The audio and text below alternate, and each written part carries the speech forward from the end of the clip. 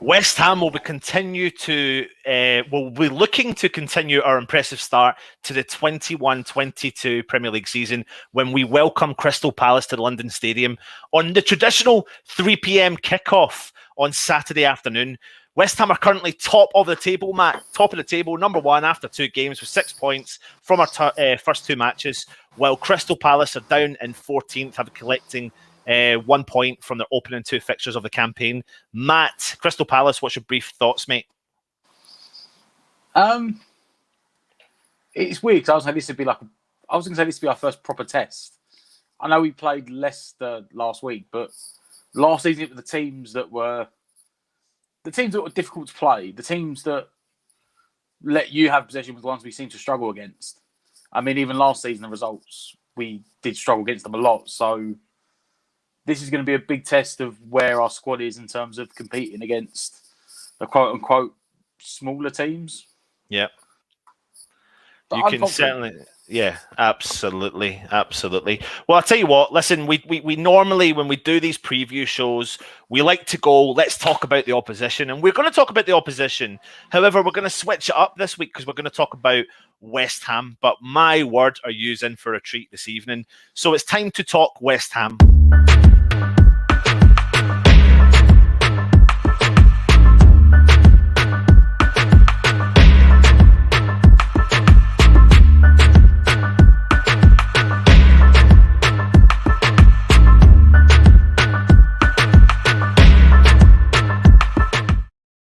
But it's not just with myself and Matt. It's with this man right here.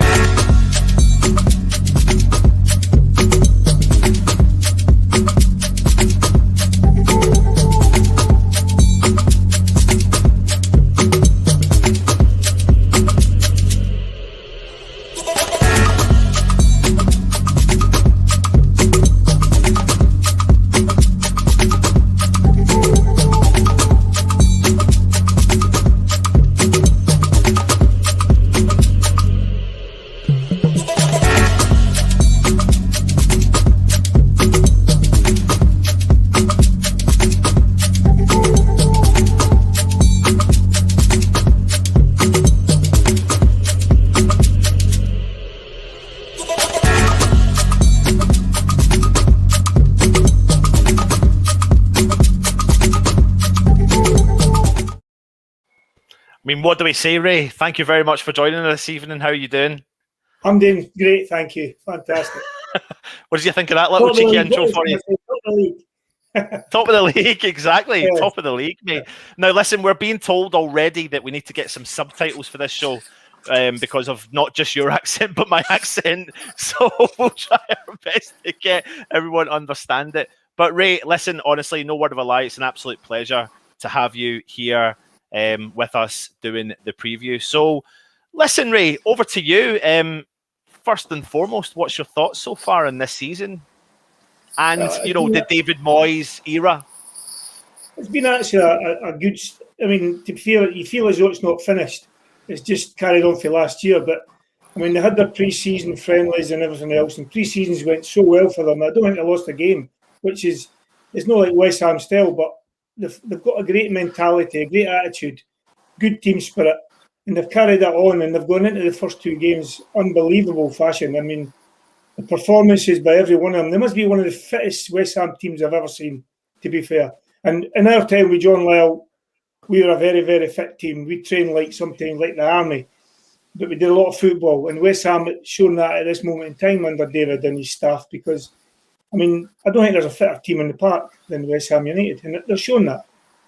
I was going to say, actually, you've kind of led me into one of the first questions. Do you see similarities between the setup that you had when you played for West Ham to the current setup of what David Moyes is doing? You've kind of alluded to it there with your answer. Yeah, I do. I mean, I speak to John's brother, Jim, very often, and I spoke about that. I said, the nearest thing we've got to John Lyle is a David Moyes. The way he plays, the way he handles people, the way he brings people in. Only for myself, for example, I went to the training ground one day and Danny Francis invited me along, and Moyes, he couldn't give me enough. He gave me lunch, he gave me everything, he gave me time.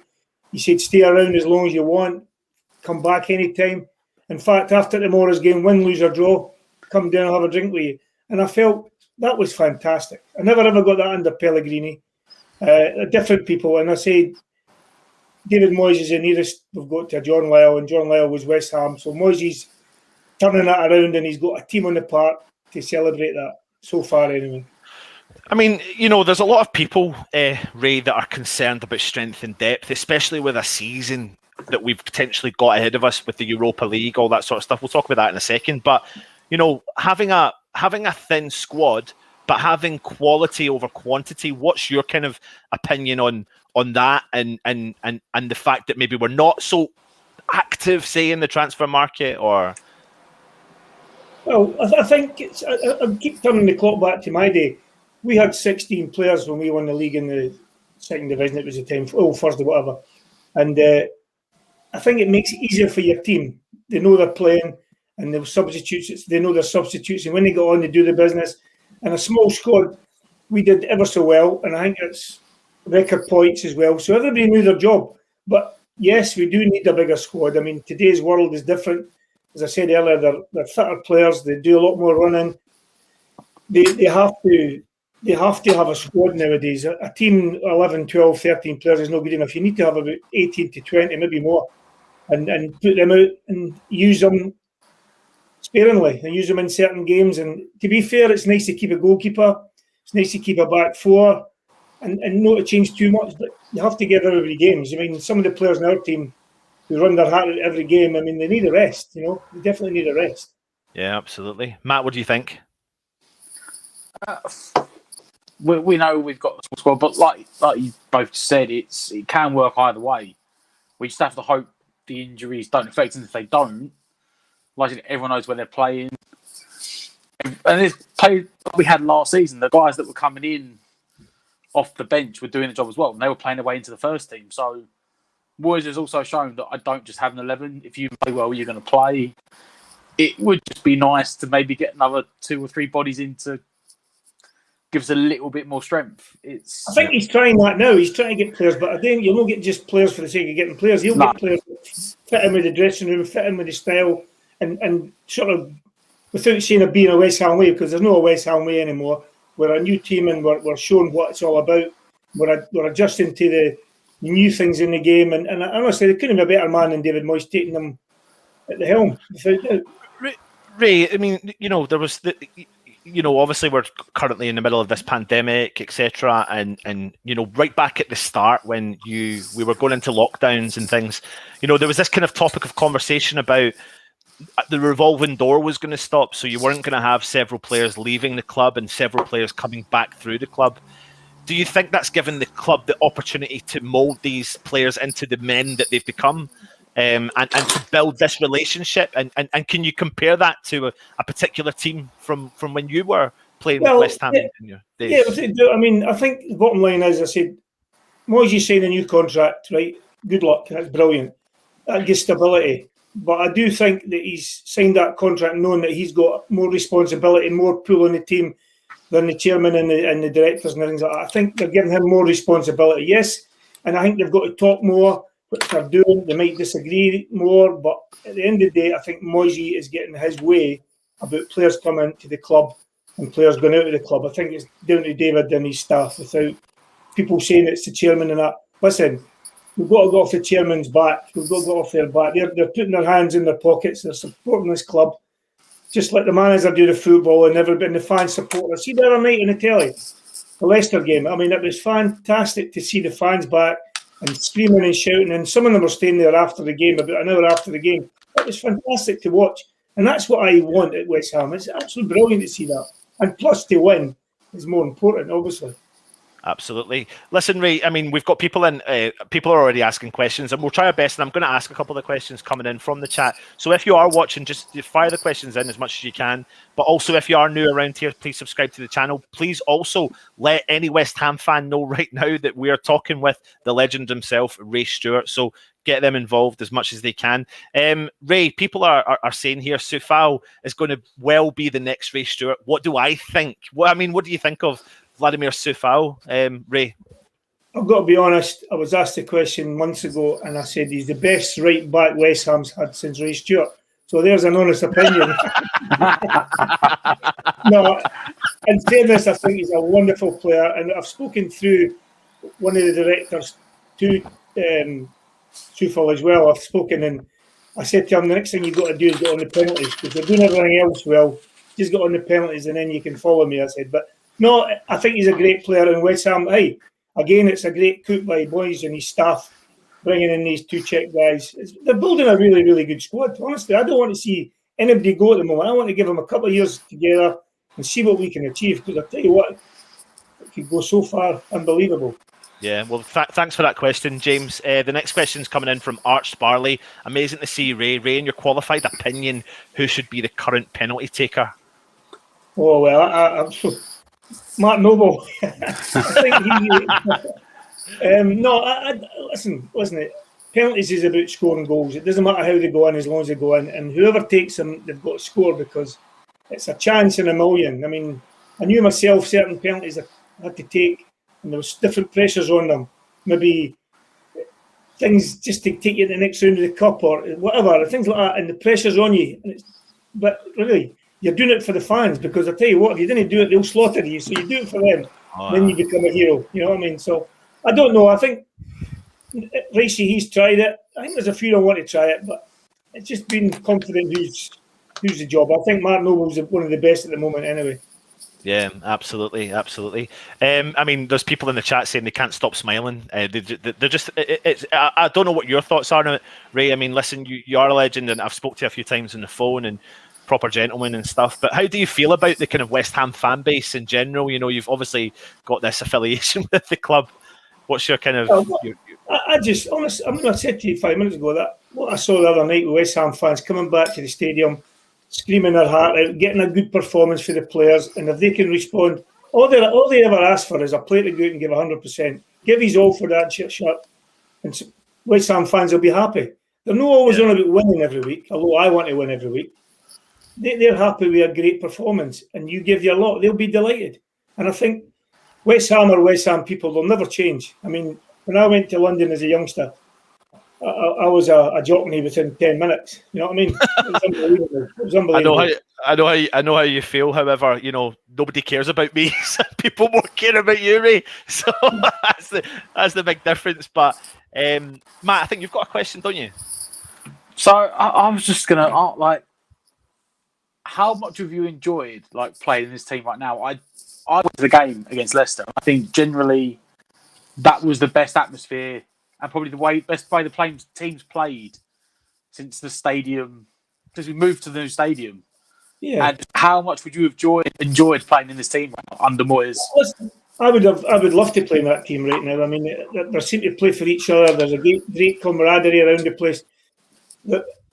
Everything about the place at the moment is buzzing. You know what I mean? And the fans, they just like to see success. And for a while, they weren't getting success. But over the last year, being away from the ground and coming back, they deserve to get what they're getting. And so does West Ham. I mean, I just want everybody to sing off the same hymn sheet. I mean, I'm a supporter as well here. So I just want them to do well, and I want the fans to enjoy it, because you pay good money to go and watch them. Enjoy your time. Yeah, you know, I mean, I get that. It's like, you know, there's always ups and downs as being a West Ham fan. We all know that, and you know, for you, Ray, you've been part of the West Ham history because you came and you managed to win a trophy with the club, and something that in my time, I'm not trying to make anyone feel too old, but it's something that my dad rams down my throat. My dad was there. He was sitting in the away end against Arsenal. He watched the game. He was cheering from the Arsenal end, but you know, he had to watch what he was doing not to get in the trouble and stuff like that. But Howard Ailes is saying, the God Ray, thank you for your time. Which cup do you think we are more likely to win this season, considering we're in the Premier League, FA Cup, League Cup, and Europa League?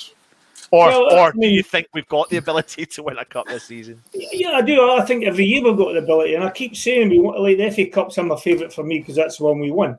And every year I keep thinking maybe this year will be our records taken off us, but every year the record stands. But this is maybe the best time ever because they'll all play for like different leagues. They'll play in the league teams, they'll play in the cup games. Everybody will get a run this year, and if they put everything together, they could probably get one cup at least and be successful in the league because that's where it matters. But it's nice to give the fans something to shout about. I mean, whatever trophy you win, it doesn't matter. They just want to win. They want a trip to Wembley and they want to be out. And I mean, it's a great day for everybody. So if they put their minds to it, and Moji, if you put a strong team out in one of the tournaments, we might go all the way and win it. Yeah, valid point. I mean, Neil T here is talking about the new stadium, so I'll come on to the question he's asking, and I'll tie it in. You know, you've seen that you've obviously been a big part of Upton Park. You said to me down to the London Stadium. We all know what the new stadium can create, especially if you look at the atmosphere that was created against Leicester. But to go straight to the point of Neil T's question, what is your thoughts on the new stadium, Ray? Well, I'll be honest with you. I mean, it's a beautiful pitch, right? It's a beautiful pitch, and I've been behind the scenes, and I think it's fantastic. Yeah, you are a bit far away at times. I'd like you to be the Upton Park style and on top of each other. But I've got to be honest, I've been right around the stadium, been in and around it, up and down the corporate sides, and I thoroughly enjoy it. I really do. I think I've been at Old Trafford, and I've been round about their corporate things and everything else, and we've got a better stadium than most of them, and yet we're not happy. But listen, if we get results, they'll be happy, without doubt. I don't care what anybody says. They'll travel in the trains and they'll travel in the buses. They'll come to the London Stadium if we're getting performances like we're getting, without doubt. Yeah. So it comes down to, like you said, it really kind of comes back to the park. And as long as we've got the right manager managing the right players, getting the control that he needs as a coach and as a manager, and really what that does is it pays dividends on the park. Is that kind of really what you're saying, Ray? Yeah, of course it does. I mean, it's all about what happens on the park. I mean, yes, I disagree with the fact, or I do agree that we are too far away from the touchline. I must admit that. I mean, I go and watch the games, and sometimes I'm miles away and I can't see certain things. So, yeah, but it's about what happens on the park. What goes off the park is another story, and it's different people. But no, I'm a believer that you play on any pitch. You go to Europe, you can still win the European Cup whether you're playing at home or away. You know, so players are adaptable, and they're just going to get on with it. They're not going to moan about the pitch or moan about the stadium. They're just happy that the supporters are back watching them and performing at their trade, without doubt. Yeah. Daniela's asking you here, what's it like playing under the lights at Upton Park? And then I'll add something onto that is, how do you think the current crop of players feel walking out into the park after having so long without fans? So first question is, what was it like playing at Upton Park as when you were? Upton Park under the lights was fantastic. Honestly, a great atmosphere.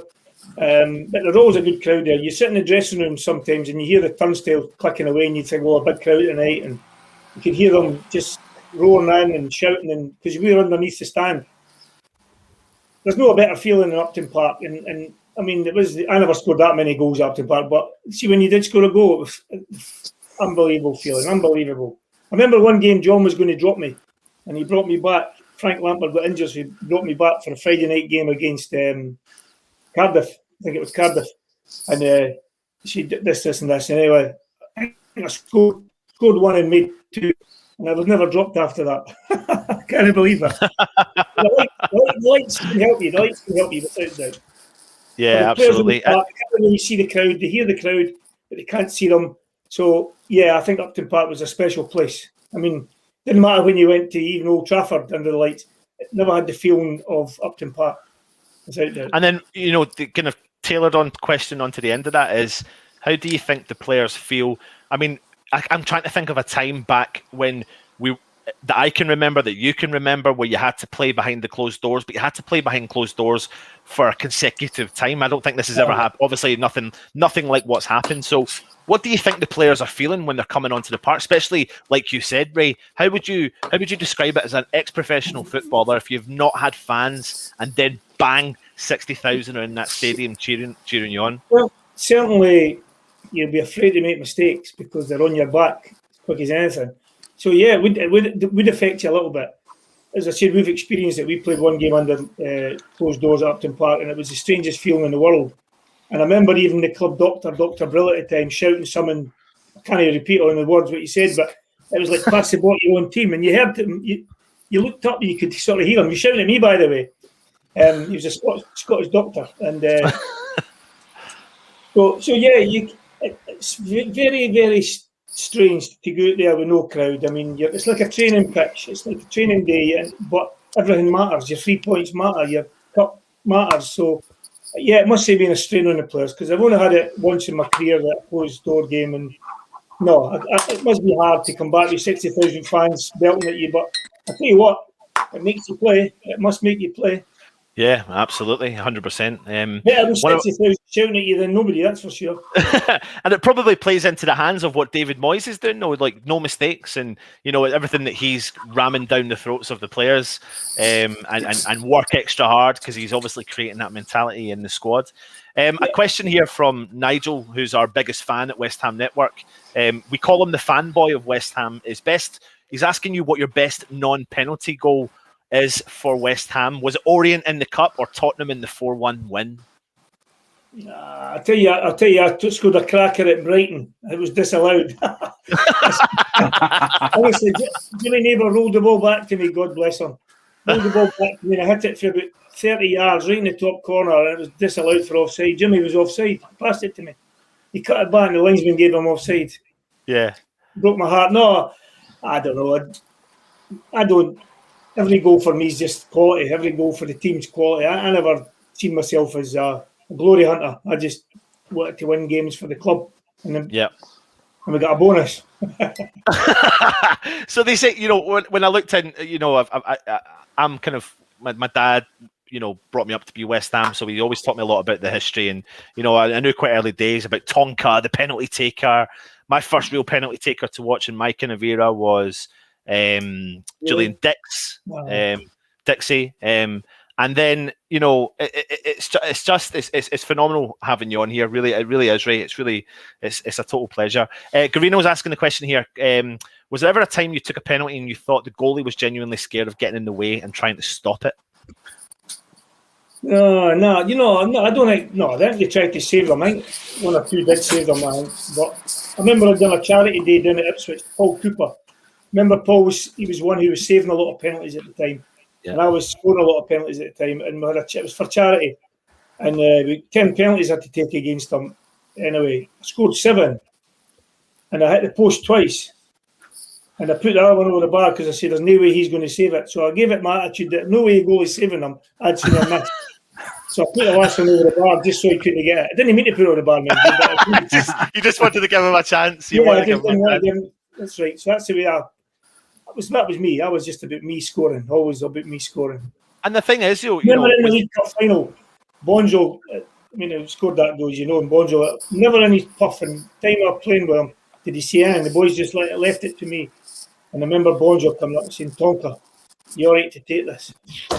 And I started crumbled. I went, oh my God, Bonjo.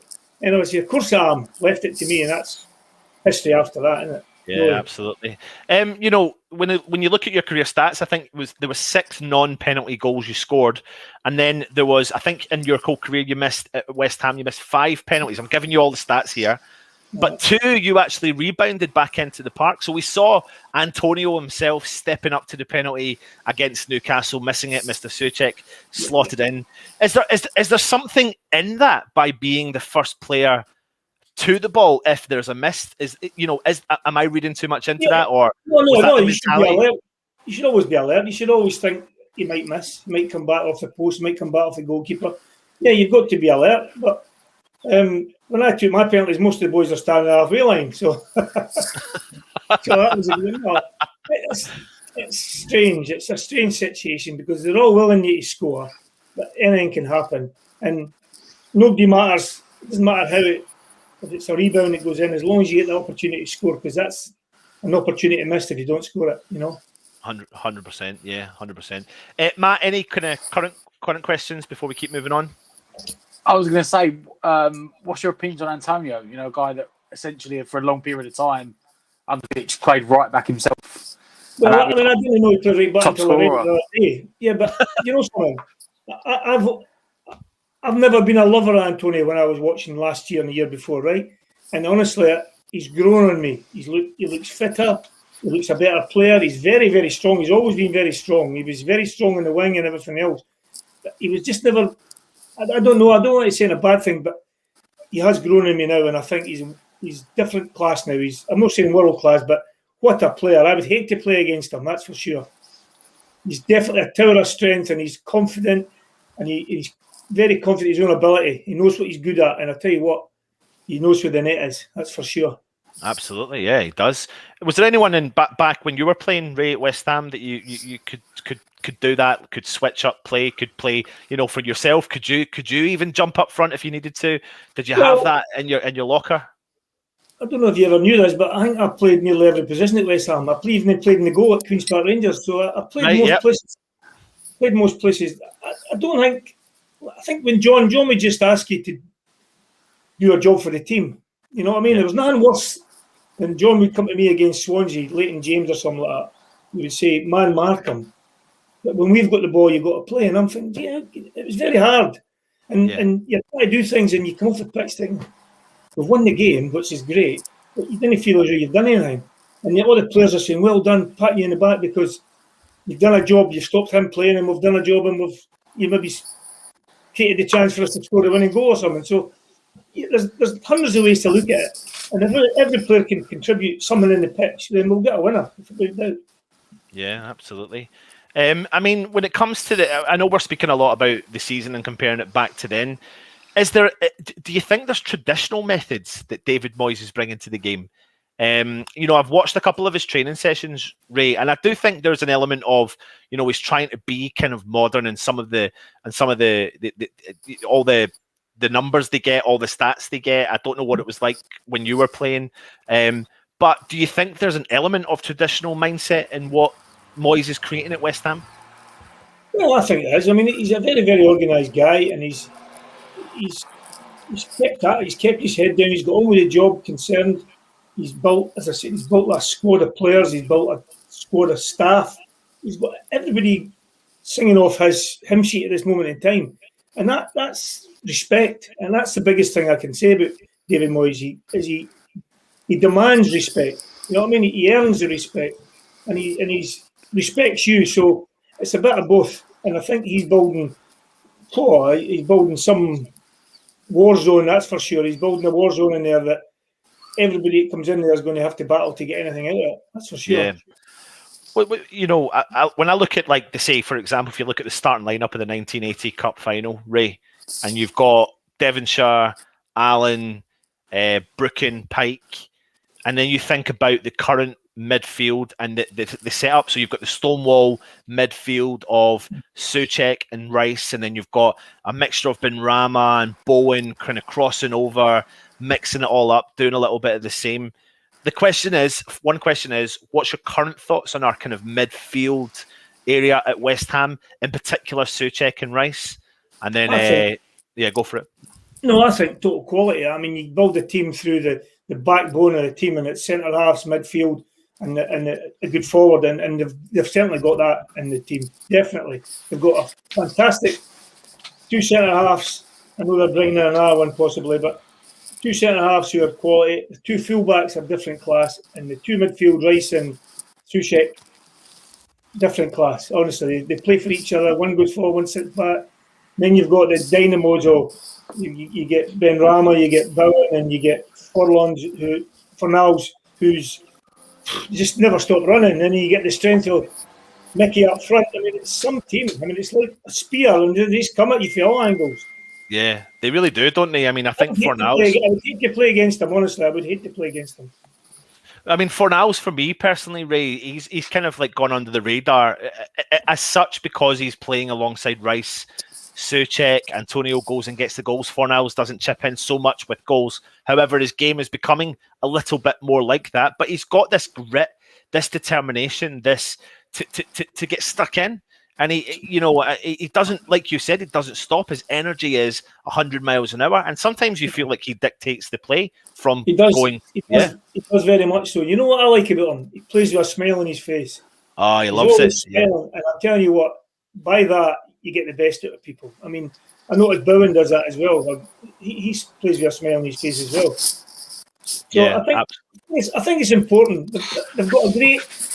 I keep saying it, great morale, great team spirit, and it's right through the club. I mean, even the coaches on the side are showing that. You know, every player that takes his top off, ready to go, and they're going in with ambition and aggression and everything to make that team better.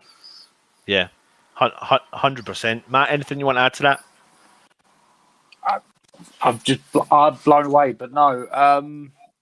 Come back. I think you can see with Fornals. It's like you said, it's almost like you said it earlier about the mentality of the squad, and Moyes, he's not just bringing in players for sake, they've got to match the mentality. And I think Moyes and his backroom staff deserve a lot of credit for that, because let's be honest, in recent years, I think the whole aura around the team and the club hasn't been the best. And it's like it's taken Moyes and his staff to sort of drag us back. It's positive mentality. And I was disappointed the last time he was there and they got rid of him. I was disappointed because I knew what kind of guy he was, and I went in there a few times and I could see his organisation was up on the boards for people to see what was happening. And I'm telling you what, you never missed a trick. He's used all his experiences of years in management and coaching, and he's taking it all the West Ham with him. And I'll tell you what, it's reaping rewards at this moment in time. And I hope he gets rewarded this year by a trophy of some sort, because he's got to go down in history for something he's achieved, you know? Yeah, absolutely. Ray, with the current setup and the current team that's out there, what one player would you like to either have brought back to the time that you played at West Ham would have made a difference? Well, I'll not be Kufel anyway, because I wouldn't have got a game. I think it's tough. I mean, I played with some good players. You did. You certainly did. And it's a tough group to beat, to be honest. Well, I think I'd bring Declan Rice. Yeah. I think Declan Rice, because he can do a role, maybe like a Paul Allen, a Jeff Pike, or something like that. Similar. I'm not saying the same as, but I mean, any player Declan would have fitted into our team without doubt. I'm not being biased here. No, I get that. I mean, it's a very hard one, because I tell you what, it's hard to pick a man of the match sometimes, because they all give their 100%. And I always look for people who work hard. And I tell you what, they're all working hard at the moment. Even Fabianski, he's working hard. To be honest, though, Ray, you make a valid point there, actually, in terms of me even being a West Ham fan. So, sometimes I feel like I've been so naive as a West Ham fan, and sometimes so fickle, because there's a lot of fickle fans out there, me included, that, you're always sold by, say, a player signing for a transfer fee, and maybe quantity over quality, because quality for me as a fan was never up there. But what Moyes has done is transferred and transformed my opinion on our transfer market. So it's not about bringing in numbers just for the sake of it to fill gaps, which is what I feel like we were doing under Pellegrini. Without doubt, you're spot on. You're spot on. I used to hate reading about players that's coming there. What has he done? Nothing. What have we paid for him? 40 million. He's done this, he's done that. But at the end of the day, what is he doing for West Ham? Nothing. Sitting on the bench, warming the seats. I think what they're doing now, they're getting rid of them slowly, because you need a squad, obviously. He's getting rid of people slowly and bringing in his own men. And see the 4 or 5 guys he's brought in the last year. They've been unbelievable signings. Every one of them been unbelievable signings. Yeah, absolutely, 100%. Every one of them gave their heart for West Ham United, and every one of them deserves everything they get out of the game, because they're working hard. And that's it, though, Ray, doesn't it? It goes back to, like, when you hear guys like yourselves talk, you say, listen, your advice probably to a player now, I mean, I'm assuming, I might even ask you that question, what would be your advice to a brand new signing that comes through the door at West Ham? Just be yourself. You're brought here for what you've done. Be yourself. Fit in with the guys in the dressing room. Don't be smart. Laugh and joke like Lingard's done. He's a laughing and a joke, and he's fitted in with the guys. I wish he could come back. Listen, I had good players at my club when I played there. But the Bonjo captain, different class. Alvin Martin, captain, different class. Mark Noble, I didn't play with Mark, but I've heard a lot about him. Captain, different class. Now, at the moment, Racey's in there, different class. Not just footballers, people who bring people together. And these 4 captains that I know of, because I asked people what Declan's right at, I've asked people what Nobes is like, and you can't get better guys. But I can only tell you, Alvin Martin and Billy Bonds, captains at my club when I was there, fantastic. Any problems, you sort it out for you. Brilliant, brilliant. That's fantastic to hear, though. You know, when you say you ask people and you hear that, we all know that what Mark Noble's done for West Ham, and he's been there for so long, and he's a great servant to the club, and he's obviously, the flames kind of being constantly handed. Whether people like it or not, Kevin Nolan, Scott Parker, Mark Noble's different class, in my opinion. I agree with you on that. Yeah. Handing that kind of torch to Declan Rice, and it's good to hear that Declan Rice, for such a young lad, can step up to the plate and take on that role. He's stepping up with a smile on his face as well, which is brilliant. Yeah, yeah. And I think there's a stand there for Mark Noble. There's still a stand to be named, so maybe get a chance. What about a Tonka stand? No, I would love a stand. I'd love to be remembered for someone doing that, for sure. But listen, I'm just happy to be part of West Ham. I was, honestly. Yeah, no, it's my life cool. when I was there, and I just couldn't have been happier. Luke is asking, what's your opinion on transfers? If you don't mind us going into that a little bit, or just like so for example, you've got a bit of a fan base, and I think you've probably answered this question, but you've got some fan base that's panicking a little bit because we don't have the strength and depth. But then you've got some of the fan base going, where we've got to put the faith in Moyes. We've still got 4 or 5 days to go in the transfer window.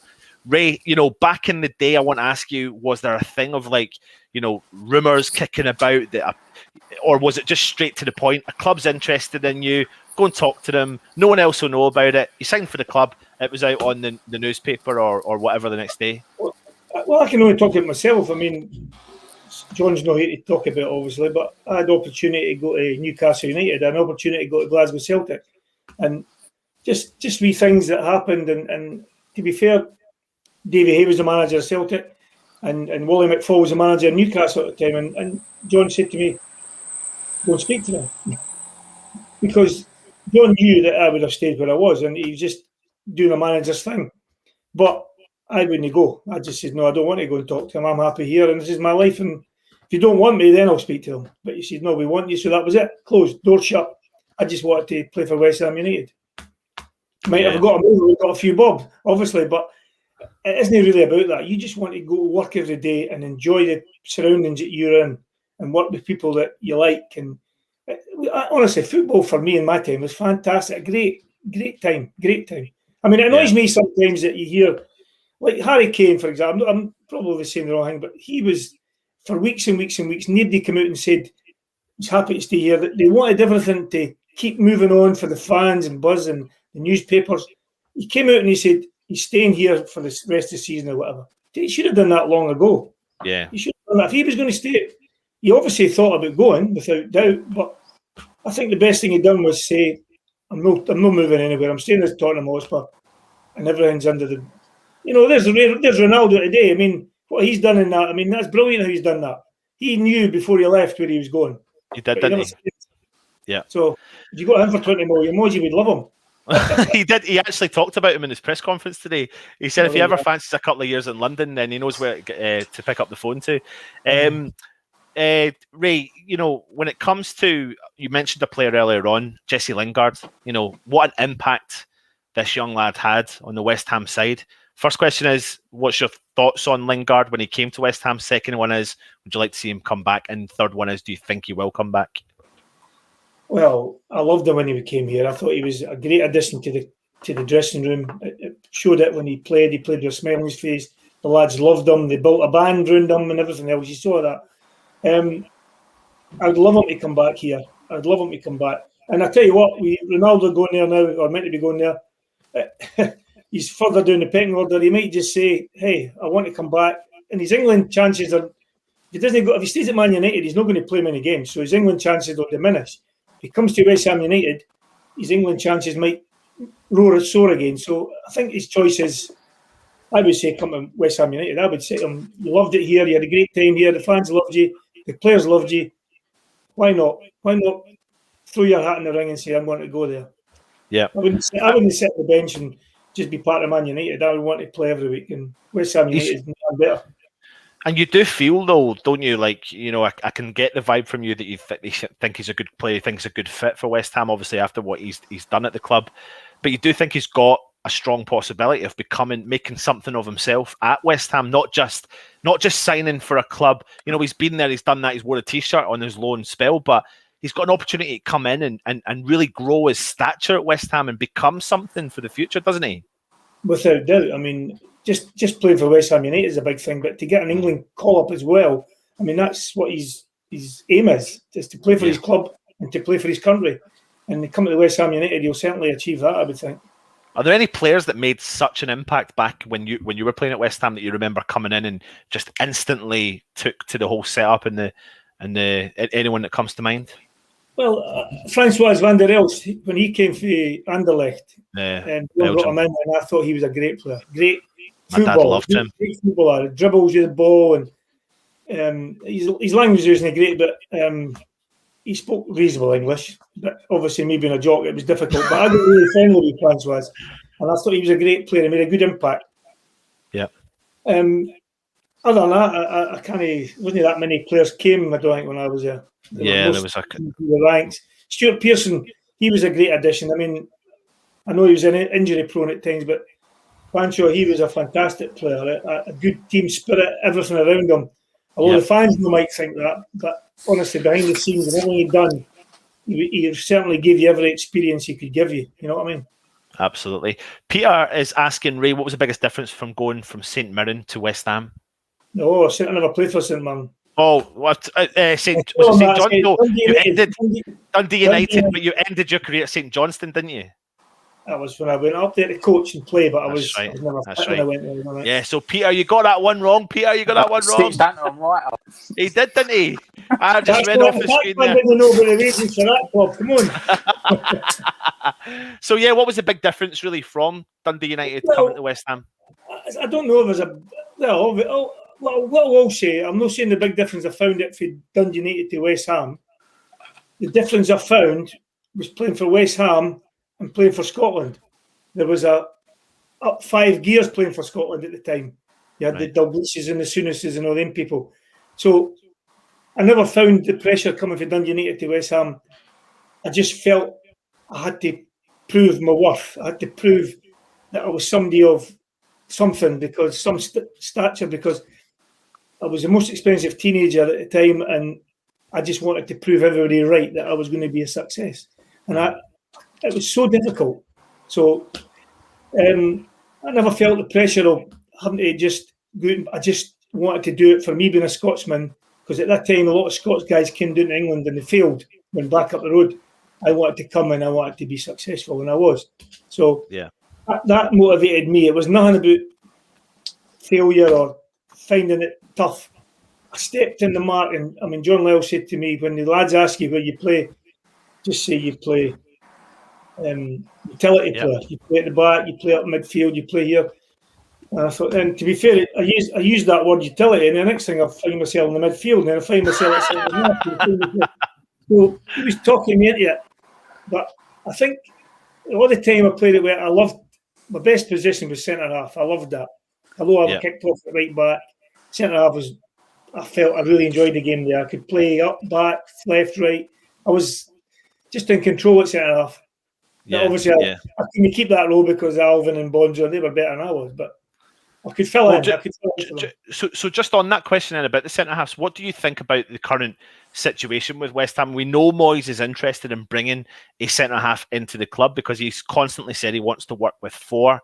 We do concede goals, so therefore currently we are trying to outscore our opposition. Now, it is entertaining football, it's good football, but he obviously wants to tighten the ship at the back. What's your thoughts on the current... I think he's spot on. I think Dawson was a great signing. Ogbonna is a great signing. Diop, he's a fantastic player as well. But the 2 fullbacks are settled, but the 2 centre-halves or the 3 centre-halves he's bringing, I do think that we can improve. But listen, it's not to keep changing teams. He's happy with what he's got, but remember, we're going to going to different tournaments this year. We're going to go to cups and everything else. We need a squad of players. And if you get an injury, we've got a problem. So we need to get the best players in, and Moyes is doing that. It's what he's done in the past.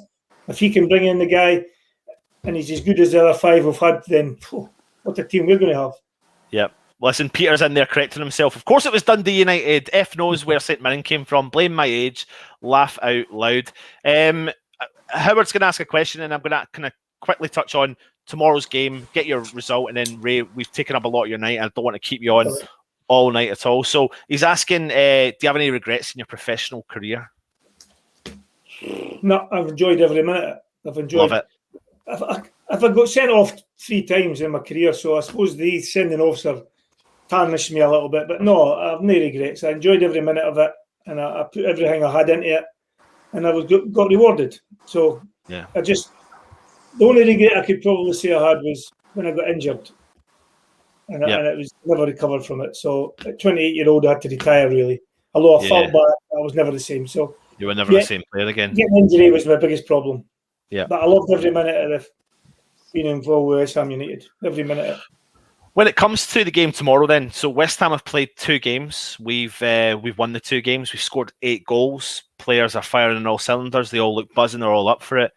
Then you've got Crystal Palace. We're not going to go too in depth about Crystal Palace. However, what we do know is they've got a new manager into the league, Patrick Vieira.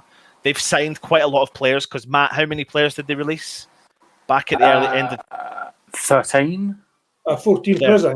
Yeah, something like that. So they've had to bring in a lot of new players into that lineup. How do you think Crystal Palace will be looking at this game tomorrow? How do you think they visualise the current West Ham? And also taking into consideration, when I speak to like the general public, Joe Public, who doesn't support West Ham but likes football and goes, West Ham look like a real threat. Do you envisage that these clubs are looking at West Ham like that? And how do you think that they'll be looking to try and set up against this? Well, I think if Patrick Vieira was at the game the other night, right, I'm sure he would go away panicking, and he'll probably think, I've got to put 8 at the back to stop this Ham team. I do think he'll. But listen, let's not look too far into it. They could come out with a buzz in the bonnet, and they could go for it, and they could get 1-0 up in 10 minutes, and then we've got backs to the wall. We've got to keep doing what we've been doing. Believe in ourselves, work hard for each other, and do the simple thing well, and we'll have no problem. But listen, I've seen football games. You can have all the possession in the world, and you lose 1-0. And you've seen it at the old Arsenal years ago. Arsenal 1-0 Arsenal. You know that's all about getting results. And Crystal Palace are capable of making a result without doubt.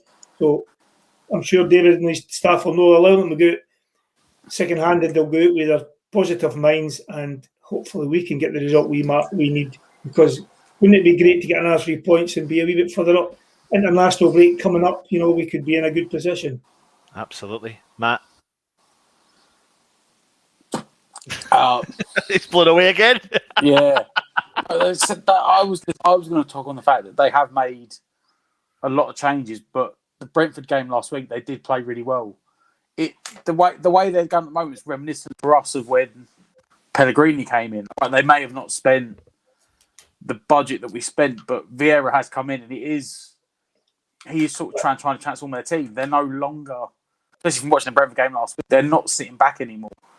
He is playing like an attacking 4-3-3. They've got him, they've got Benteke. They've got players who can cause you trouble, and that's what I'm saying. We've got to approach this game the proper way. Take no mucking about. Try and get the points on the board, because, as I say, they could nick it 1-0. Ray, you make a valid point there about players like Benteke, because I feel like some people can judge a player because they've been off form for so long, but that doesn't mean that you write them out or write them off, because they are very dangerous when they get written off. Double figures last season. Yeah. They just need one chance, guys. They just need one chance to get themselves back on the run again, and that's what they're looking for, a striker. They can have. You've heard it before. No scored in 10 games, and all of a sudden, bang, bang, bang, bang, bang. They just keep going. Yeah, so, absolutely. No, I think it's a hard game for us, and every game's going to be hard. It's Premier League, remember, and there are no pushovers. Although they're building a new team, they'll get every player want to go up.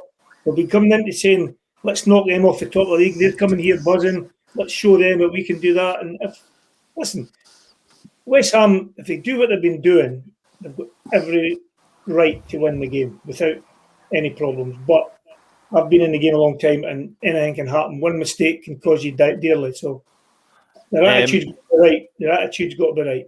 Yeah, absolutely. There's something that you mentioned there as well earlier on, but David Moyes actually touched on it in his press conference today.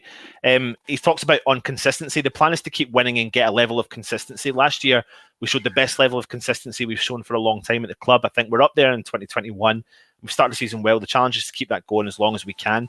In terms of team selection then, Moyes throughout last year showed that he could change the tactics at the club. He could change and he could rotate a squad, something that West Ham fans probably haven't been so used to in such a long time. So when it comes to team selections, last year we were struggling each game in predictions of the lineups, but we've played 2, we've won 2, we've won convincingly. Does Moyes go into Palace tomorrow with even the remotest mindset of changing anything? And what would you do, Ray? No, I think he'll leave much the same. I mean, it's not been broken, so I don't think he'll have to do too much about it. He'll have to up the gears a wee bit with maybe defensive things and things like that. He'll be set plays for him. Maybe need to work a wee bit quicker on them. Just things that we've been a bit slack on, although we've been working hard. We've not been scoring goals in our set pieces the same way as we did last year. So I'm sure they'll be working hard on that. They'll be working hard on defensively because, as I said, they are a handful. And we do get caught, we do make mistakes, but the less mistakes we make, the less chance we'll have of losing the game. So, listen, he'll just have to keep telling them to go with the same attitude, same approach, and same results. 4-4-4. Yeah, and you're going for, so pretty much you're saying keep the consistency, like what Moyes is saying, go with the same lineup against Palace, and we'll see what happens from there. Before we go and before we ask you your predictions for the game, Ray, Matt, have you got anything you want to say? He's totally blown away. He's like, Ray, this is a prime example of someone who is he never shuts up normally, but this is what you do to the West Ham fans. So it's I'll get this soon. It's all right. Don't panic. I'll get it. Ray, I want to ask for your predictions for tomorrow, please, if you don't mind. I didn't give many scores, but I'll always go for a West Ham win. Love it. Great minds think alike. How we score as many goals as we need to score, but let's win the game, and I'll be delighted tomorrow. Yeah, absolutely. Last question. Something I didn't even ask you was Europa League draw was today. Big season for West Ham, getting in the mix up. Our name was pulled out the hat. We got Rapid Vienna, we got Dynamo Zagreb, and we got Genk, Belgium, Croatian, and Austrian. Yeah. What's your thoughts? Well, we've got a good chance of getting through the group stages for sure, and you never know what can happen. Just keep winning, keep the attitude right, and hey, we could be in Europe, and we could be doing things that this club done years and years ago. Yep, absolutely, Ray. Turn the clock back. Win every trophy you can win. We need to win it. We need a trophy. We're desperate for a trophy. Ray, I'm not. Fans a trophy. I mean, they love it. They love going to Wembley. They love going to wherever they go. I mean, the European Cup Winners' Cup years ago, and we've just lived on it, and we keep living on it. And let's be nice if we could win a trophy this year for sure. Yep. Absolutely. Daniela says she'd like to wish you a happy birthday for the 7th. Is it the 7th of September? The 7th, next week. Thank you very much. Does that freak you out a little bit when people know your birthday? No. I'm a young 62. Listen, Ray, honestly, mate, it's been an absolute pleasure having you on. Thank you so much. I hope you've enjoyed it. Have you got anything you'd like to say to the people that are watching before you head? Come on, the Hammers. Yes, Ray, love it. Honestly, Ray, pleasure, and I'll be in touch and we'll move forward from that. Thank you. Take care. Thank you. Cheers, Ray. Bye-bye. Matt, wow. Yeah, wow. I literally had nothing to say. I was like, wow. I could tell. It generally takes a lot to shut me up. So yeah, it's wow. I think it might be a first. Honestly, mate. But listen, I'm glad. This is moments like this for me are the reason why we do what we do. I'm no word of a lie. It's genuinely the truth. Like, I wasn't fortunate enough to watch Ray as a kid. but because of the information that my dad gave to me, I feel like I watched them, if that makes any sense. We know Still was, of course we do. But do you want to come on? No, he's done enough today, I think he said. But these are moments that we that we totally live for. Like, we want to bring it to you. And do you know what we love about today's show in particular is we actually asked Ray a mixture of stuff from the past, but also tailored it into to now. It made a lot of sense. We were really it was just amazing. And listen, we know there's loads of channels out there. We're trying to bring you the best content we possibly can. But Matt, what is it like talking to legends? It's just unbelievable, isn't it? Players you grew up watching, or we have had players you grew up watching. It's a very weird and unique position. It's a very privileged position, and that's not something I'd often say. It was like just what we throw together as like a unprofessional YouTube channel. Like it is like once in a lifetime things. It's not something you can often say, and it gives you these positions. And thankfully, we get to do it in front of a screen and record it and show everyone else. Yeah, so they can sit there and enjoy it just as much as we can. Yeah, absolutely. Well, hopefully that's not the end of Tonka. That's hopefully not the end of Tonka. I'm going to give you a little hint, wink, wink. Maybe keep your eye on the channel over the next couple of days. Tonka may be kicking about. Hopefully that is. Oh, there goes Matt. Matt's just dumped out of this stream. He will come back on. He normally does, but hopefully. Oh, there we. You need to come on mute. You need to take your mute off. There he's gone. We are going to try. I mean, listen, we'll push the boat out as much as we can, and we like doing it live. And I want your opinion on doing it live as well. Like, doing it live means that you can interact with these legends. So I hope you got that impression, that you got it. I hope you really do feel like you did it. But we are here to talk about the preview, mate. I'm lost. I have no idea what to do. Let's briefly touch on a little bit of Crystal Palace. I think it's time we just have a little chat about Crystal Palace.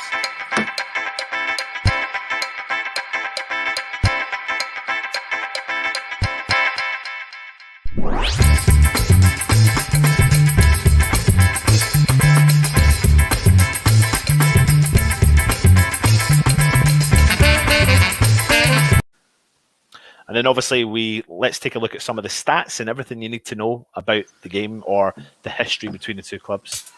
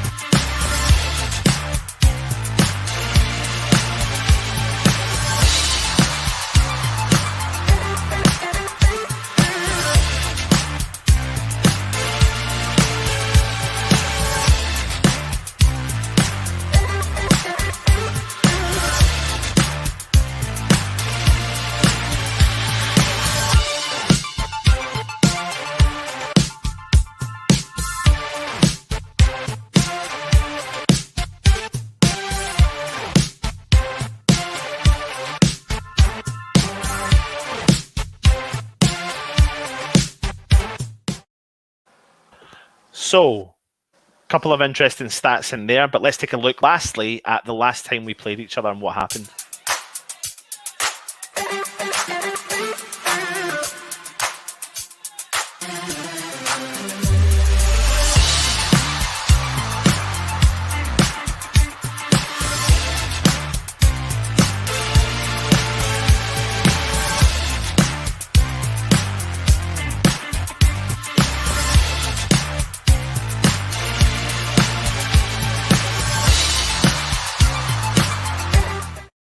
Right, we're not going to spend too long on Crystal Palace because that has been a fantastic show. So, Patrick Vieira, first time managing in the Premier League. What's your thoughts?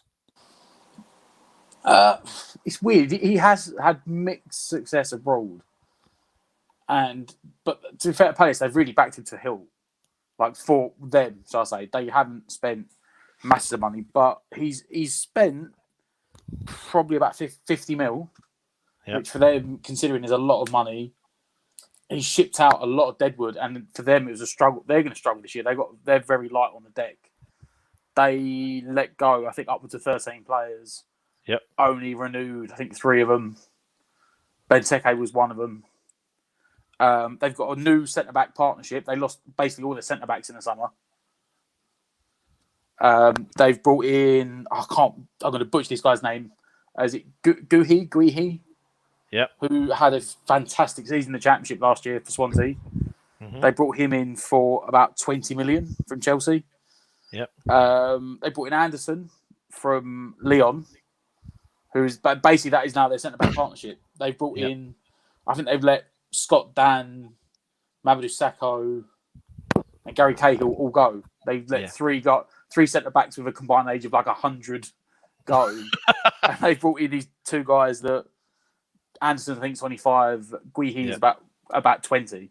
So they brought in 2 young centre-backs to push them forward now, which is something they needed. They got in another guy from Chelsea, Gallagher, kid on loan. No. Listen, I'll talk about this guy. I remember...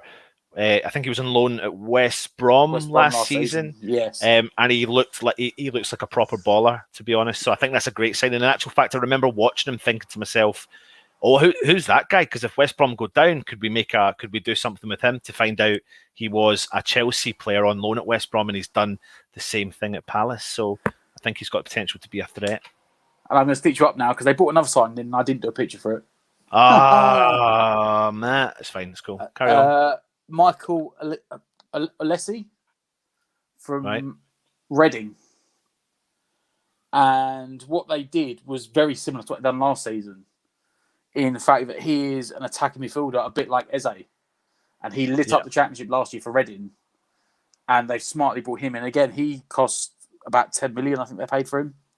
11 million. It was a steal. They brought him in early doors and a lot of teams were looking at him and Palace done really, really well to get him in.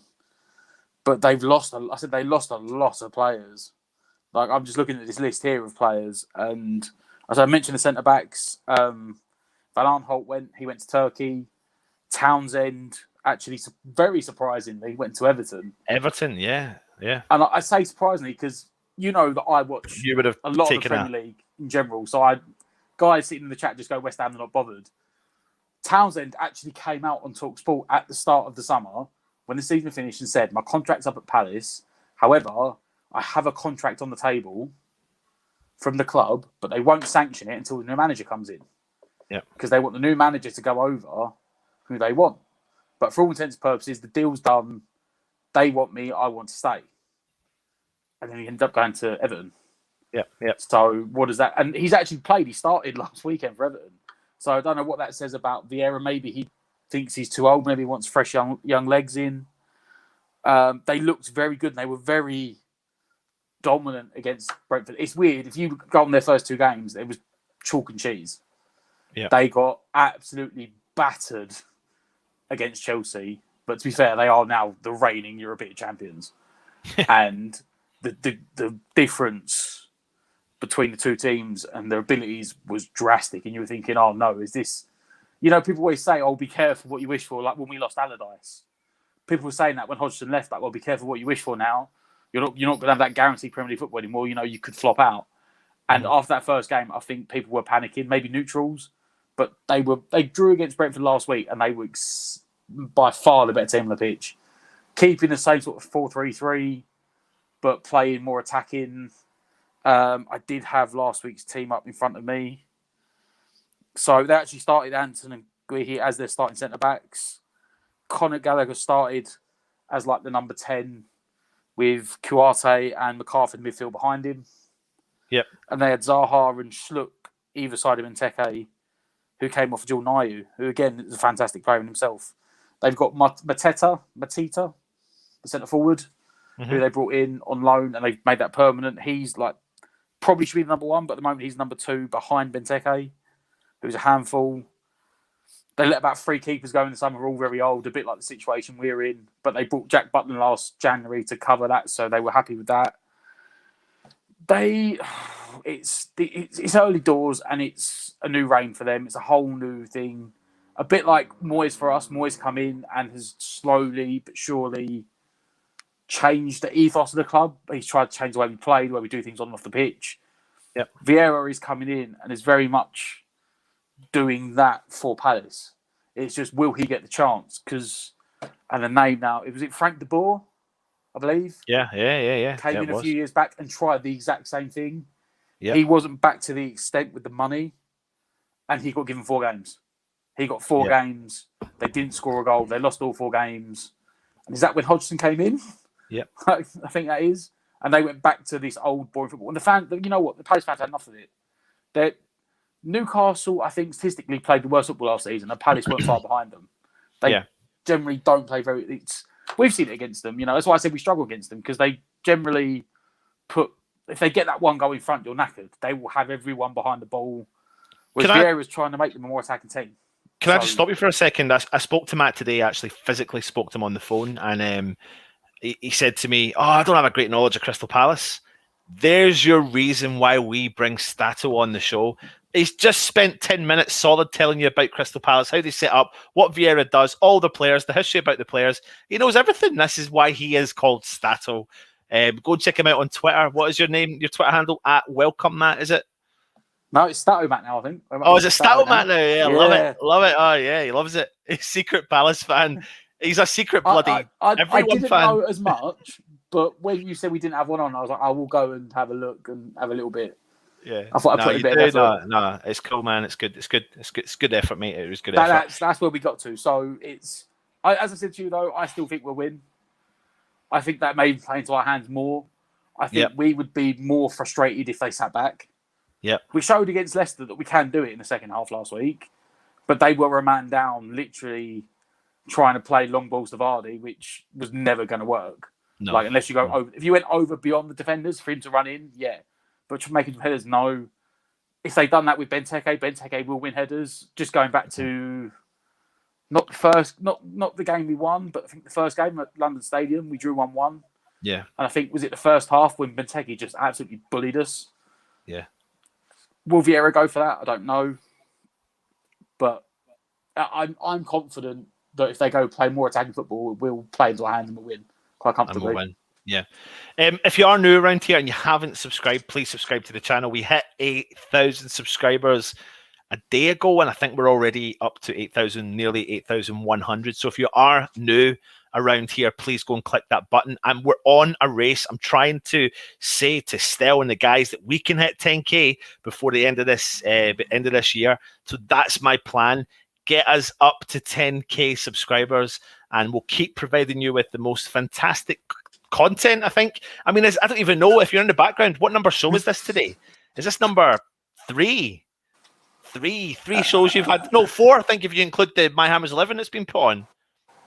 Yeah, so 4. Yeah. So this is show number 4 for your day. And then later on tonight is going to be show number 5. I mean, that is what you're getting. Full day content live to your screens as much as you can. If you are new around here, please hit that thumbs up as well. It's really cool. That helps us, pushes us in to the algorithm. Of course, go ahead and leave a comment. Again, that really does help us. And then if you are interested in becoming a channel member, the link is in the chat. Click that link down there, because that will then take you and describe to you what you can look at in terms of tiers, what we can offer, etc., which is really cool. So go and check that out. Before we move on and talk a little bit more, look at this bad boy.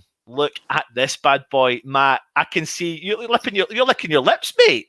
Let me hold on a second. Let me just hold on a minute. Everyone, just show me what you've bloody just done. Well, I didn't do anything, mate. I put the picture up, and he was like this. I like that bad boy.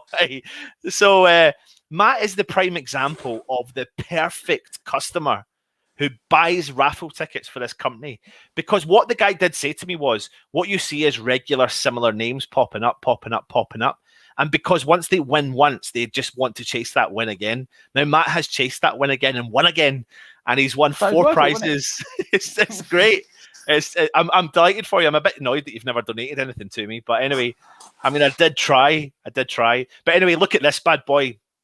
This could be my favourite one yet. Mikel Antonio, signed and custom framed West Ham shirt with a built-in TV and yes, and LED lights. The telly shows you the highlights of goals that Antonio scores for the club. And it's only 99 tickets to be sold, and a ticket price is pounds 95. I mean, I wish I actually went and got you the bloody link before I came on, but the show's just been all over the shop today, so I'm going to get you the link right now and how you can purchase a ticket. But have you bought one yet, Matt?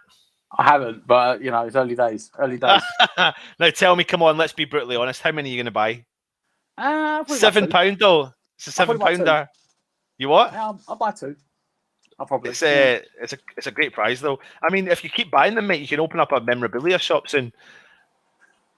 My won't just be coming, mate. It'll be full. Yeah, absolutely. I'm trying to actually get you the link. I'll get the link and put it up in a second. But we have spoke about Crystal Palace. We've talked a little bit about probably a lot about West Ham, especially with the legend that is Ray Stewart. You need to go and tell your West Ham fans, this is what we do. Live content with ex-pros as well, which is really, really, really cool. Let's go take a little look at what the gaffer said. I did do a show earlier on, but I'll digress some of the comments that he made. If I can get that video.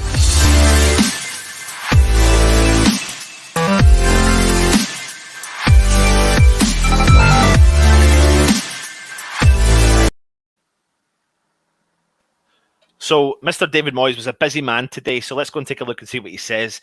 On team news, at the moment, most of us are okay. We've had a few knocks, but overall, we are fine. We're still waiting on Arthur Masuaku coming back, but he's got a better chance probably after the international break. What do you take from that then? Pretty much a fully fit squad? Yeah, that sounds like, and it's Moyes. It's weird. I was going to say Moyes is straightforward because he is and he isn't. Moyes doesn't like to give too much away. However, he would sort of, we've said it before. I was in last week when he said, "Oh, most people fit, but we got the usual knocks and niggles, and we'll see how we're doing." That's what Moyes normally says when he's trying to give anything away. The fact that he said it's just Masuaku tells you that everyone else is 100% fit. He's got a full squad -1 to choose from. Yeah.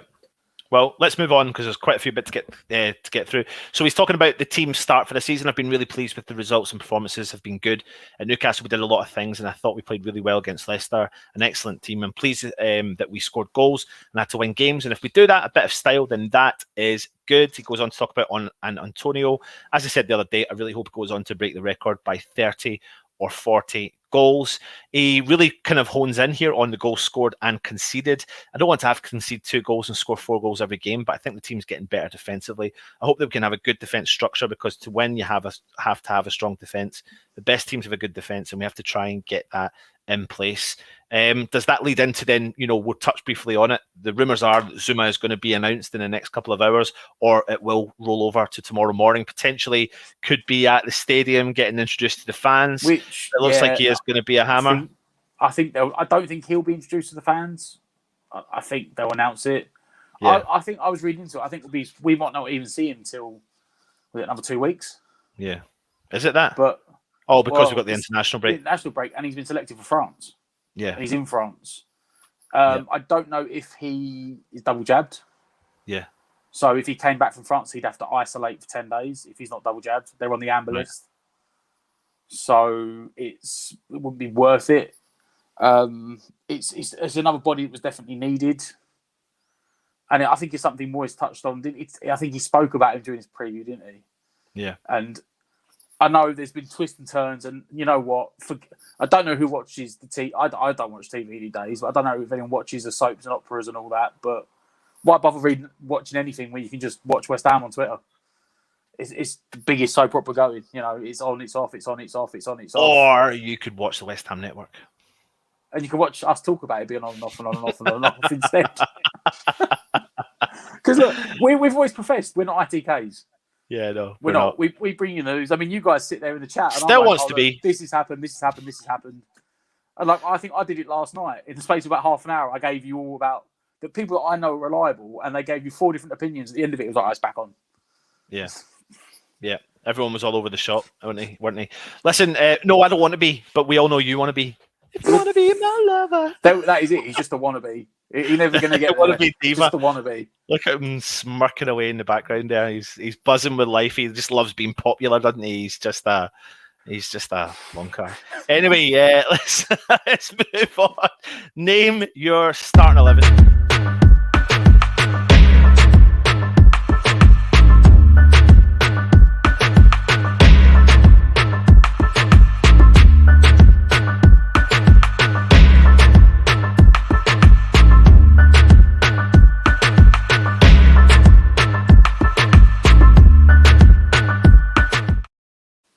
going into Matt's favourite time of the show. It's building our side, but we could save some time, Matt.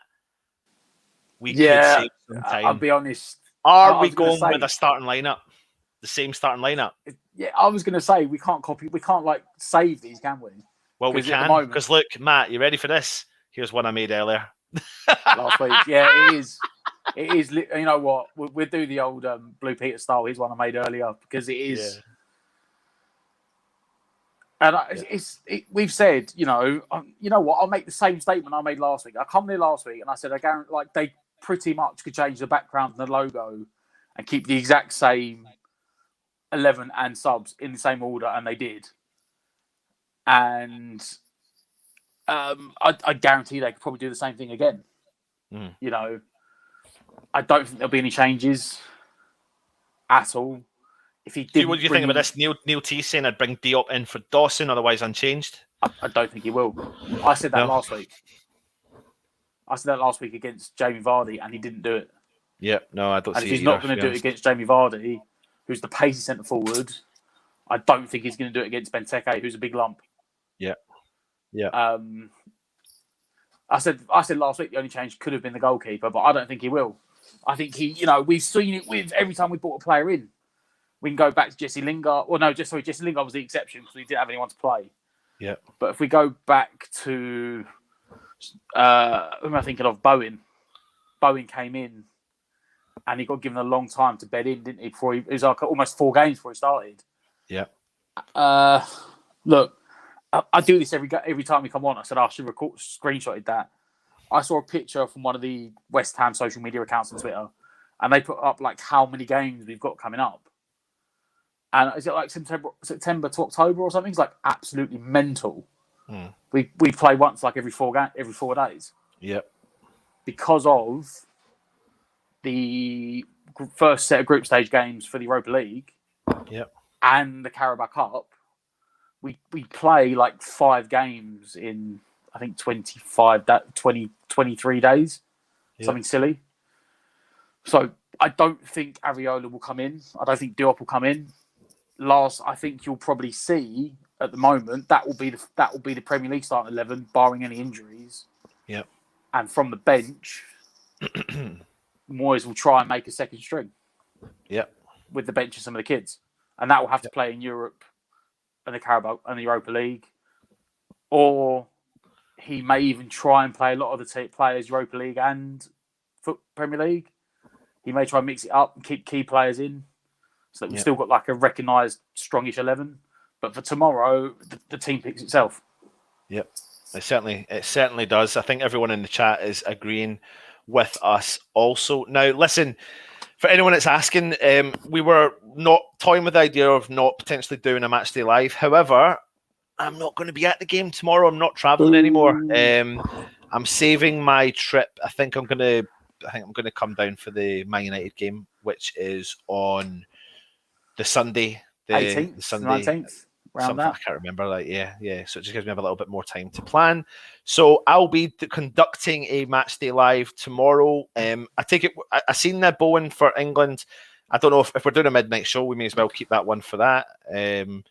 And so, what does everyone think of the team? Same team, same options. What I will say to you though is, if you're watching, I mean, this man here, Mr. Pablo Fornals, I mean, you may as well do that. Because he's just that's absolutely... the only thing. I'll tell you what, since we haven't picked the team, that's the only thing we could talk about. Yeah. And I genuinely think, you know what, Moyes deserves credit for last week. Yeah. Because I'll tell you what, we picked this team, and this team's actually wrong. We actually got the position wrong. So if you go back to last week's game, Fornals played the number 10. Yeah. And Benrahma actually played out on the wing. And when I saw us line up like that, I was thinking, you may not see the best out of Benrahma playing there. He doesn't like to track back. But it was playing Fornals in the number 10 gave Antonio... It's almost basically giving Antonio like a second set of legs. Yeah. Because the ground he covered for the high press was insane. He was literally everywhere Fornals. Getting back to make it midfield free. And then when we were attacking, he was almost trying to push up to Antonio to make it a front two. And Moyes had obviously looked at that from the Newcastle game and thought maybe we need to get someone a bit closer that can do the running. I would still probably argue I'd maybe switch it for tomorrow again and go back to Benrahma in the middle. Yeah, counter anything that Palace do.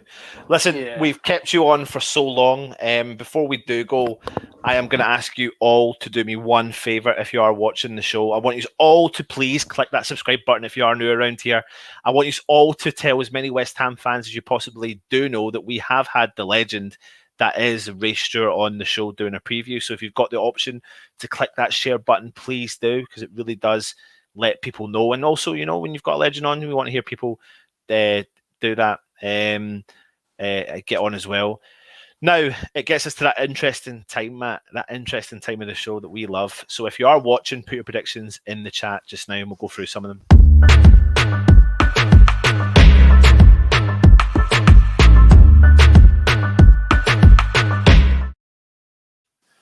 So, Matt, predictions, traditional, Saturday, 3 o'clock kickoff. You going to Supporters Club first?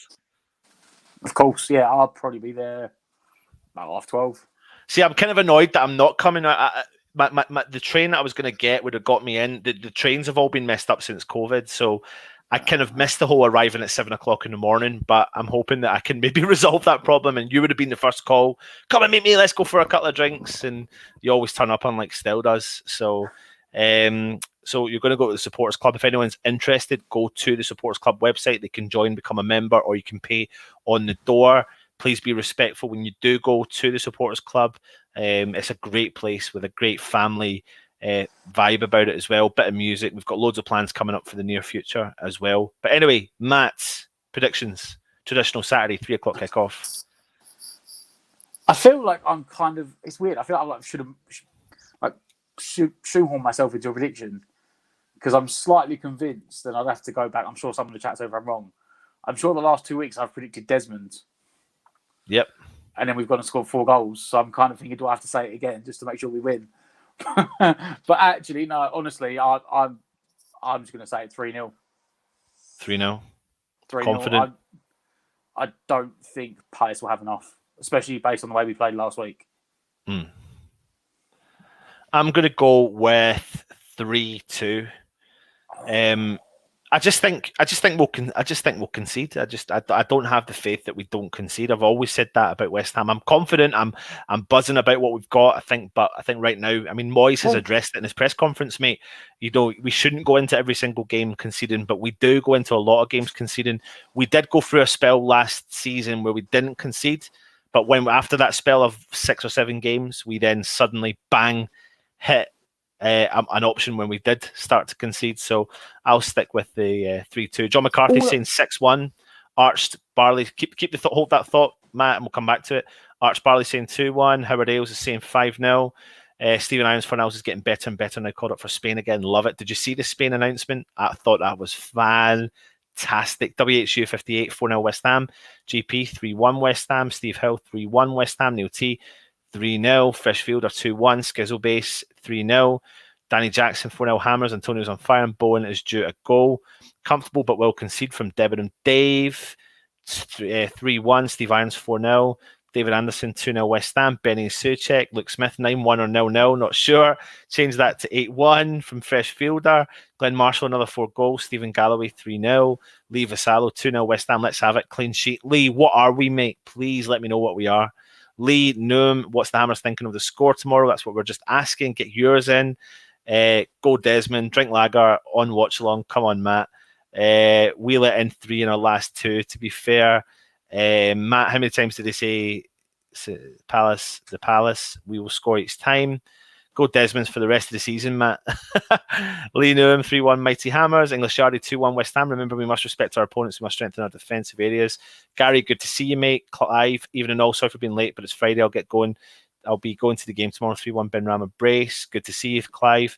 I'll get that thing sent off to you. Trust me, I will. I've just literally not had a minute to be at all. Luke Smith, we are massive, mate. We are massive. Anyway, listen, it's been an absolute pleasure. I really hope you've enjoyed today's show. None other than the legend himself. Tuckers Brown, what a legend. We are massive, mate. It wouldn't be the show, Lee, if you didn't come in and put your comment in as well. But yeah, thank you so much for joining us. I really hope you appreciated us bringing Tonka on. what a legend.